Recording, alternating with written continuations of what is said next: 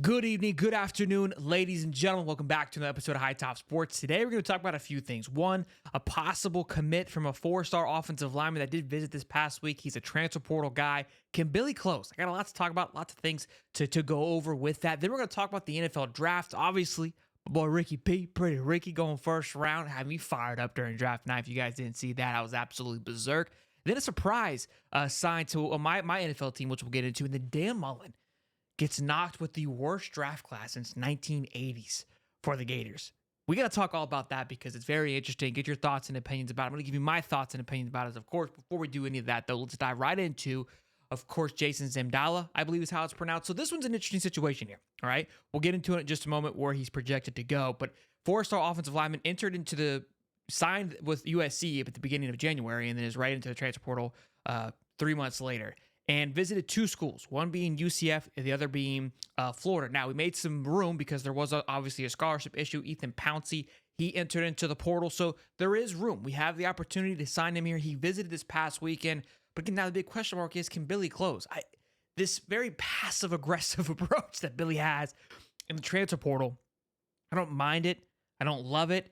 It's his style, and I think, again, his style in general frustrates a lot of us, and I understand that, but I mean, let's lock and load here, Billy. You had the last visit. Dial this thing in. You're seeing what's going around the league. When they visit somewhere, they rock and roll. We're supposed to have that wide receiver from Colorado State. Never got him on campus. Went straight to Clemson. You know what I mean? I don't know what's going on. But according to On3 right now, 6'2", 285, Florida leads the way, 98.9. There was a ton of crystal balls on 247 this past week, and I thought it was going to happen during the draft. I was like, man, I got a big draft party this weekend. I hope this doesn't happen, and I'm not spacesuit ready. And now we're waiting around. I think just yesterday he announced that he will be making his announcement sometime this week. So we're kind of in just linger mode to see how this plans out. But again, what's frustrating to me is just it was the perfect scenario. There's room. If it's an NIL situation, how the hell are we losing to UCF? Offensive line is definitely a point of emphasis, a point of need. This would basically count towards that 2024 class, which was a healthier class. But again, 6'2", 285, four-star guy. Fits right into the mold of what Florida needs, of what Rob Sale needs. I believe you're having him visit for a reason. You should already know what you want. Close the damn deal. Lock it in. What are we waiting on? Look, hopefully all things go well, but I've got PTSD and how we kind of function in the portal. We seem to, if it doesn't happen right away, somebody else comes in and swoops up and steals it. So not trying to be pessimistic here, but just being realistic of how these things have all leveled out. Again, if we miss out on this, is it going to be, a shot in the foot? No. When we had Allie Peak on, she kind of nailed it on the head. It's the most important one would have been the wide receiver, somebody who can make an impact today. If I'm Billy Napier, these are the guys that are going to move the needle this year. Jason doesn't move the needle this year, plain and simple. But we got to think about the future too, and that's what Jason is. So a loss, but not a complete and total loss. But all in all, we'll see how it plays out. It's kind of quiet. A lot of good stuff in recruiting. A lot of good praises on Will Harris. Jonathan DeCoster, our offensive lineman, just tweeted out of him in the private jets that we cruising. I love seeing that. I love seeing our coaches tweet, that they're out there hustling and moving around and taking pictures. I believe it's a big impact. I think it's something that our old staff did not do. These new guys coming in, Will Harris has been very active on Twitter. Some people may not like it. It is what it is. I appreciate it. These kids are on Twitter. They like to see the back and forth and the excitement these coaches have to recruit. And I think it's important those guys are doing that. So that is offensive line help, which is good. So we never saw Stapleton tweet now his Jordans in the private jet. So I'm here for it. Next up, boys and girls, this had me fired up. Pretty Rick Slick going round one before Keon Coleman, before Lai McConkey. Got that dog in him. Got that gator in him. Take it easy on me. I love this pickup. We interviewed him last time this year at one of the Florida Victorious events. And I asked him, I said, look, man, what happened? Why didn't you go to the NFL? Obviously, he looked into it. He goes, look, they had me rated way lower than I thought my value was. I think that rating came out. I think they had him projected late third, early fourth round draft pick. And he goes, I know I'm better than that. Gave him a few things to work on. He said, bet I got you. Went back and grinded. Massive difference between being drafted first round to fourth to first. Huge accomplishment. Fantastic team to go and be a part of, right? You're not part of this rebuild. You're going to a team that was just there and looks to be poised to do it all over again. I think they're going to be able to utilize him. I think he fits their scheme perfectly. I am beyond excited to see Rick go out there. I'm more than likely going to order myself a Ricky Pearsall 49ers jersey. That's just, it is what it is. You know what I'm saying? Because I don't know. I follow more player action when it comes to the NFL, even though I am a Jaguars fan, but super excited for him. And again, we're going to talk about this. So keep this in mind later on. We talk about Dan Mullen. Think about what Pretty Ricky was. 3-star recruit, 2-star recruit going to Arizona State.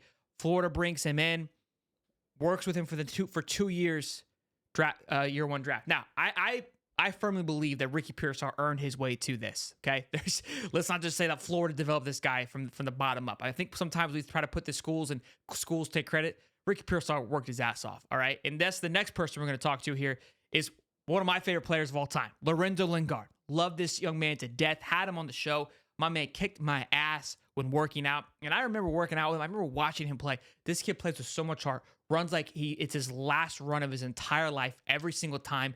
Built like an absolute freak, dude. The guy is a just physical specimen. Being able to sit next to him, dude, like I've never seen anybody work out. And I talked to other people like, yeah, Lorenzo was a dog when it came to working out. His work ethic is unmatched. And he signed. He wasn't drafted, but he signed with the Jacksonville Jaguars, which has me just jazzed up. So we're going to Lorenzo Lingard Jaguars jersey to the Jags. So, and again, I think that's he went to the Zips. For anybody that didn't know, fully credit to him for busting his ass and grinding away at it. Definitely an NFL talent. I hope he finds a spot there and a home for a very long time at Duval. Brings him back close to home. Like, this gives me goosebumps. Like, literally, I think the coolest part about all this is the relationships I build with the people and the players and the people that I meet. And to kind of follow this along, like the moment that I met with Lorenzo and to this moment, what we've had has always just felt like, hey, hope this guy has nothing but success. I'm glad he's absolutely crushing it. So shout out to Lorenzo on getting that done. Now, let's talk about this one here, boys. Buckle up. All right, let's settle in and let's get rock and roll here on this Monday afternoon. Mr. Dan Mullen. Let me read the headline. Let me make sure I get it correctly here. Dan Mullens Recruiting class produces Florida's worst draft class since the 1980s. Had to slow it down from you. The draft class was on the heels of Florida's worst record in school history, an 0-10-1 season in 1979. If Napier did not sign Pearsall during the spring portal window in 2022, UF streak of having at least one player drafted every year of the Common Era draft would have been snapped. So Pretty Rick, much love, baby, much love. Kingsley Ngakwe. He signed after the fact. So just in case you guys are wondering, our offensive lineman. This is an article by Zach Albaverdi, by the way. But here's what we got. The one person that was drafted from that recruiting class that was eligible for the draft this year from Mullen's 2020-10 class, I believe, was Tyron Hopper, who was Mizzou. We spoke about Tyron Hopper before. I know a lot of people were upset when he left. Billy never really had a chance. Billy walked in. Tyron was high-fiving him on the way out and went to Mizzou. Hell of a football player, by the way. And again, I think Mizzou was a huge fit for him. He fit the scheme much better, allowed for Tyron to be Tyron Hopper and have much success. But something that we've been stating this entire time on the show, and the Billy haters are going to love this. JK, LOL, you're not. We had to shuffle through this class, shuffle through the Mullen talent and bring in an entire new evaluation of talent. And it was a lot of people, you're just saying things, but like there wasn't necessarily much data to back that up. Now we have data, okay? Who was drafted out of the Mullen era was obviously Anthony Richardson. And can you really put that on Dan? That was Dan's recruiting class, but development, but we'll give it to Dan. Javon Dexter and Kier Elam. Obviously, Elam was a first rounder with the Bills. And now, obviously, Lorenzo Lingard, that was a Dan Mullen pickup who obviously just signed. But that's it. That's it for the Mullen era. The rest of the class, I'll read you the stats here, which is very shocking. So far, 60% of Mullen's 2009 class has transferred out, and 70% of Mullen's 2020 class has transferred out. Additionally, 4 more signees in those classes never made it to campus. Of the 49 signees, only 5 are still with the team, and just 8 finished their college career at UF, with 3 being reserve players. Mullen also signed Brayton Cox, who was later dismissed from Florida, and 4 more transferred in 2020, including Lorenzo Lingard, who obviously left and then was picked up. So again, we said it time and time again that the quality was not there of the players. And again, this just supports that there's a lot that had to be done. A lot of turnover that had to be done. So when people are calling for Napier's head, and when I get a little more, I'm more reserved or just kind of ripping his head right off of like, I want to see this thing through. He had to start basically over, and he had to kind of do it while also maintaining success And now I feel like things are moving in the right direction where he has his base, he has his guys, and he's slowing. Did he lose some of his guys? Absolutely. That's going to be part of it. That's the new age of college football. Nobody's going to hang on to their guy anymore, right? That just is what it is. And that's that guy being Trevor Etienne. Obviously, that was somebody who Billy drafted. But obviously, you can also tell that Billy has replaced Trevor Etienne with just 3 more Gators at the running back position, and it's like we never left. Now, looking into next year, it's really exciting to see. And this is, again, kind of speaking to what Billy has been able to do. Let's talk about it. Ricky Pearsall was somebody that Billy brought in. 2-year guy, right? 2 years here. Again, Ricky got himself there, but development. I mean, think about the year that he was there under Billy Gonzalez, who was also produced a lot of talent to the NFL talent. Osiris Torrance, that was Billy's guy from day one. I think he was a second-day draft pick. Now this year, Graham Mertz was written off, right? Dead to water, dead to wind. Now has a possibility, depending on how this year goes, of being a legitimate draft pick. Maybe 5th, 6th round, maybe even higher, depending on how this year goes. Austin Barber was a Mullen recruit, I believe. I want to say yes. Believe he was. But you got to give credit now to, if this happens, it's going to be a Billy guy. Montrell Johnson, that's going to be a Billy guy. Cam Jackson, that's going to be 2 years under Billy in the co. So you can help a little bit because he came from Memphis. Joey Slackman is just Joey Slackman. He's eligible for the draft this year. So a lot of guys that Billy has been working on and developing. We'll see how it plays out. Again, I'm not saying that Billy has necessarily sealed the deal just yet, but all in all, we've had this kind of transition. And then again, people calling for Billy's head. This is where I'm, again, been more reserved on it because of what he had to go through. We got away from Florida football, something we've been stating this entire time, farther than I think we could comprehend. But this kind of summarizes very quickly of how far it got away. Again, although Mullen finished with the number 9 class in 2019 and number 8, again, those years essentially turned into bust due to attrition, poor evaluation, etc. Because as we see, none of those guys panned out regardless of where they went. Now, a ton of reasons of why that could have happened, but and again, I'm not trying to bring this thing back up, but it is kind of wraps up that Mullen era, right? Kind of puts a closure to what was a little bit of mayhem there for the Gators and Billy Napier. So I know it's super early.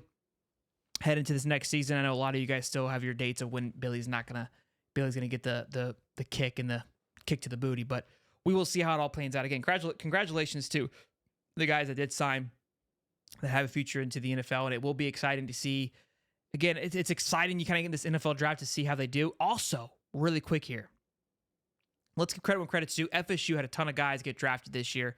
But this is something that I've been stating, and I love it because FSU fans are super proud of all their guys that were drafted, as they should be.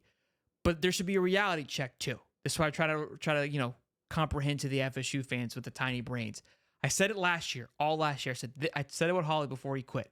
I said, this is your year. You realize this, right? All of your talent is stacked up to get it done now. You guys have built your team to win this thing this year because everybody's gone. Everybody's leaving. And it shows you that team was very talented. It's not easy to go undefeated. And look, I've been on record saying, I think they got robbed. Love they got robbed, but think they got robbed. Sort of, kind of. They probably deserved it. But that was a great football team. However you want to slice and dice it. A ton of talent, but it's all gone. And so all these FSU fans flying high, it's like reality's about to set in. I think Norvell's recruited well. I think he's doing a great job there, but I think they're going to get punched in the mouth thinking that, hey, the last 2 years' success is going to carry over. It's going to be a reality check. Welcome back to the real world. Nothing crazy. I don't think they drop off completely. I think they've done a good job of establishing, recruiting class and bouncing back in the portal. But that team was stacked. Clearly all the draft picks that went, how high they went, shows you that there was a ton of talent on that football team, which is, again, why they were so irate to not be able to show off that talent go into the championship. Now, a lot of argument that was going on, is Keon Coleman better than Ricky Pearsall? I think that argument's been settled. So that's fantastic. Glad we were able to get that across and get that debate handled, because that was the one going around for a little bit. And again, per usual, Florida fans are always right because they're the smartest guys in the room. Hope you guys enjoyed this video. Be sure to smash the like button, subscribe. We will see you guys here. Real quick, though. Real quick. Don't go. Probably already clicked off. Wednesday, obviously, best day of the week. However, Thursday, buckle the up, okay? We're going all the way down under. We're going live from Australia. Yeah, I know. Live from Australia, okay? You want to know why? Crawshaw. Yeah, Jeremy Crawshaw's joining the show live from Australia. Just saying. Who's doing it? Smash the like button, boys. I'll see you.